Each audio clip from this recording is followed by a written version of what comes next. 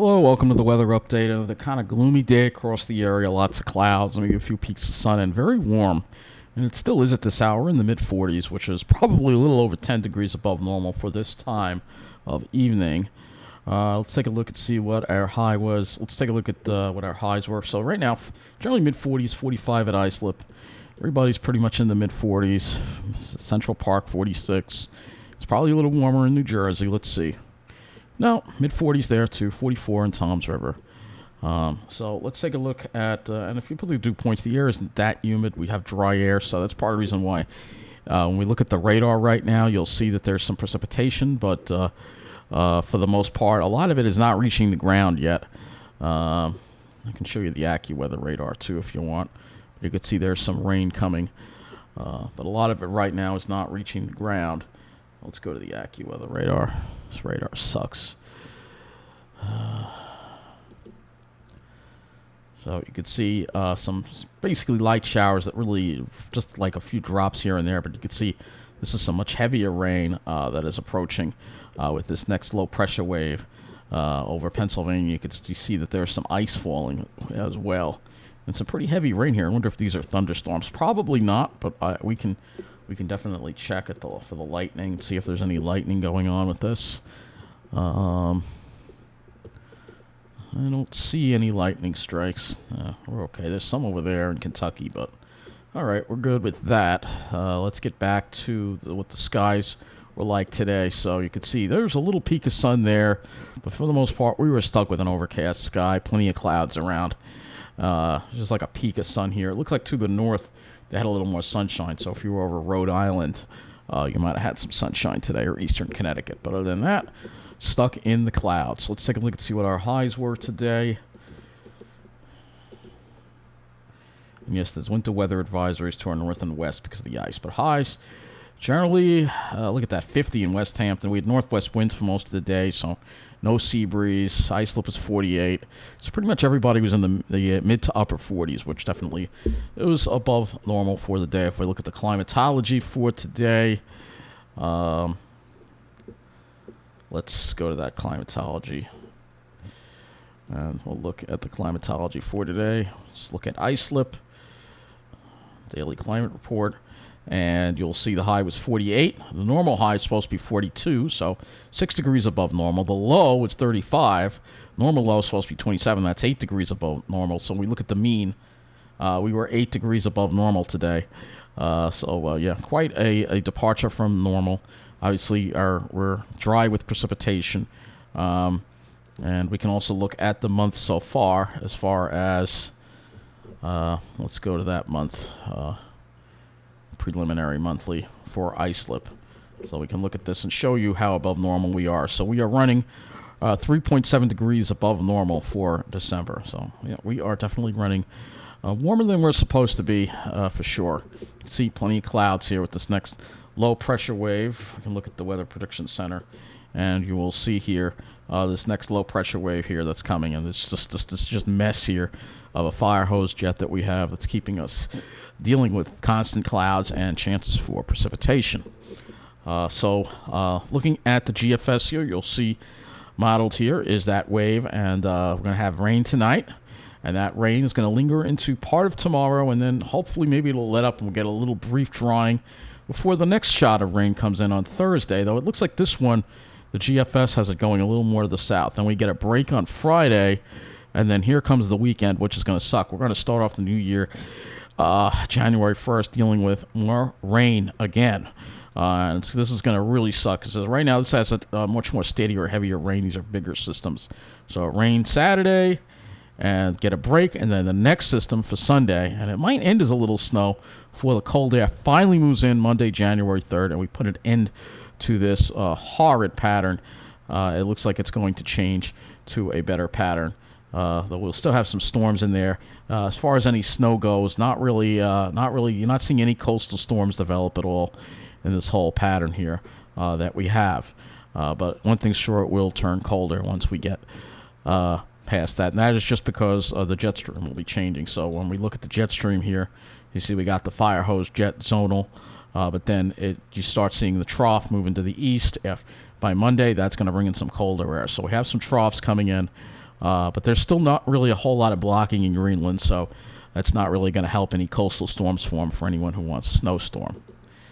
So let's take a closer look at the HRRR right now, and we'll look at the zeros of the HRRR. And let's see, I think we have it all in. So HRRR a little slow with the precipitation breaking out, but we're going to have rain tonight, rain showers, and they're going to linger through the first part of tomorrow, and then we'll have a little bit of a break. But there could still be a slight chance of light rain or drizzle, especially south. And then we get a break. And then the next one would be for Thursday. Thursday evening, you can see here some more showers moving in. So it's almost roughly every 24 hours. It seems like it's arriving in the evening, these waves of rain that are coming in. Oh, it's right. I forgot to show you. I forgot to see how much rain we got. So we got to go back to this map here and we'll look at that. And you can see all the cold. I wanted to keep that up. I didn't want to close that out. So go back here, observations, and we'll go to historical precipitation. See how much rain we got so far today. Problem is it's light rain and it's not really putting that much of a dent in our rainfall deficit. So let's see what we got here. So oh yeah, barely anything for the day. So there you go, barely anything. So yeah, we'll be getting more rain tonight though. But as far as the total accumulated precipitation, still, it's not going to really be a whole lot. The rain that we're getting is light. It's not really all that steady, and so we're probably going to wind up December, probably a very dry December, despite all these gloomy days. We're just not getting a whole lot of rain out of them. It's a little bit of rain just to be annoying, but not really helping us out as far as putting a stop to this, putting an end to this rainfall deficit. We'll have to wait for the weekend for that. So let's look at our temperatures here. And it will cool off. Behind this wave, there'll be some colder air moving in, so tomorrow won't be as warm as today. We'll probably have highs in the mid-40s, a little warmer if you're further south, low to mid-40s. And then for Thursday, you can see it starts warming up again. So you can see the cycle. It's like you get it, a wave moves, it cools off a little bit, and then it starts warming back up again. We're probably upper 40s again on Thursday. Let's look at the dew points. So dew points, here's your dew points and your wind. So you see the wind's been going a little more north and then easterly. That's a colder wind for us. So that's why tomorrow I think will be colder. You can see that northerly component. Now for Thursday, it's still easterly. So today the winds had a more westerly component. So if it's easterly, then actually probably won't warm up that much on Thursday if that's the case. If the winds stay easterly. All right. Let me go back to some precipitation models, and let's look at a few more here. Let's look at the NAM12. And no, not the 0Z, because we don't have that as. So 18Z, NAM12. So this is your rain. And again, you can see it kind of just lingers around in the morning, and there still could be a slight chance in the afternoon. Then the evening, hopefully, will be dry, but we may still be dealing with the possibility of drizzle with the east winds. And then Thursday, similar deal on Thursday. And then Friday, we'll have a dry day before the next system rolls in. Now, obviously, it's out of the reach of the short-range models for what's going to be happening on the weekend. So we'll have to look at the GFS. And so once we get all this out of the way, here we go, Saturday. It's just going to be a soaker of a Saturday. And then Sunday, we get a break. We get a break Saturday night. And as far as New Year's Eve goes, this is New Year's Eve. Let me back this up a little bit. There could still be a slight chance of a shower on New Year's Eve later on at night, especially when the ball drops. But the more substantial rain is going to occur during the day. Saturday, little break overnight, and then more rain comes into the picture for Sunday. And then you see 2 days of rain, and then finally it moves out. And behind this is when it's going to turn colder. So looking at the temperatures, you can also look at Friday on here. Friday is probably going to be the warmest day of the week. Well, it'll probably be similar to today, with highs in around the 50-degree mark, probably. So we got one more really kind of warm day today. Today was really way too warm. And then Saturday, still warm. Yeah. So we're starting off the new year still in that warm air. You can see the really warm air off to the south there. And then look at Sunday. It looks like we're going to get a surge of warmth coming into the area on Sunday ahead of that cold front. Could be near 60 Oy vey. Really? And I bet it'll be humid too with that surge. Oh yeah, dew points in the 50s with the southwest wind. Lovely. Lovely, lovely, lovely. Absolutely lovely. So let's go back to the temperatures here. And then once we get past this and this cold front moves in, temperature's going to drop, especially after midnight. And Monday, we may have trouble making it much into the 30s. So we may be struggling to reach, especially on Long Island, we may be struggling to reach 30 degrees. And then that cold air will be in place for Tuesday as well, will be in the mid-30s. But then it starts going back to around average, upper 30s to around 40. And then look at this, another surge of warm air again for Thursday and Friday. Here we go again, another surge. So you're going to get surges of warm air ahead of the cold fronts. Then when the cold fronts come through, temperatures drop. But no really, it's showing bitter cold maybe as we get toward, but no real record cold, Maybe, yeah, that's the last frame there with highs only, as far as Arctic air goes, I define Arctic air in the winter as highs only, at least not making it out of the mid-20s, if not the teens. So we're not seeing that in the immediate future. But it does seem to be a tendency for it to cool off, but we're still going to have to deal with abnormally warm days in between. So let's go look at the skies. Be the next thing we're going to do. Obviously, plenty of clouds we're going to be dealing with. So let's get to that. Yeah, I know some people think I thought the sun was going to come out today, very briefly. Obviously, tomorrow we are socked in the clouds, and Thursday socked in the clouds. And Friday now, it looks like we're going to get some sunshine. Well, guess what? It looks like we may not be getting much sunshine at all. We'll be stuck in the clouds as well on Friday as well. So this really does suck. And then Saturday, Sunday, this is looking at the GFS now. We'd have to wait until Monday, January 3rd, for us to see the sun again with that cold air coming in. And that will clear out all this crap that we're dealing with right now. But we're going to have a week of misery here continuing. I hate these patterns. I absolutely hate these patterns. They're awful. Let me look at Ventu Sky as well.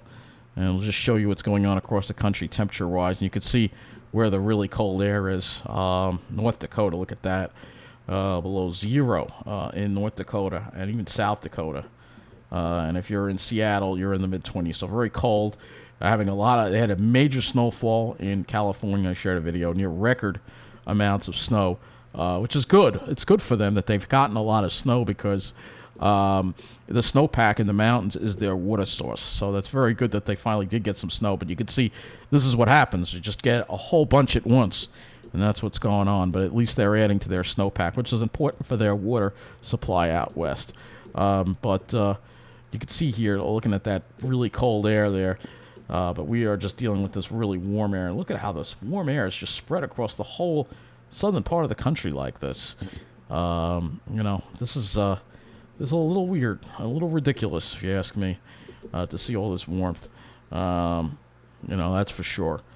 So let's go one other spot, which is something we haven't done in a while, and that is the ice situation up in the Arctic. So let's go take a look and see what we have here going on with that.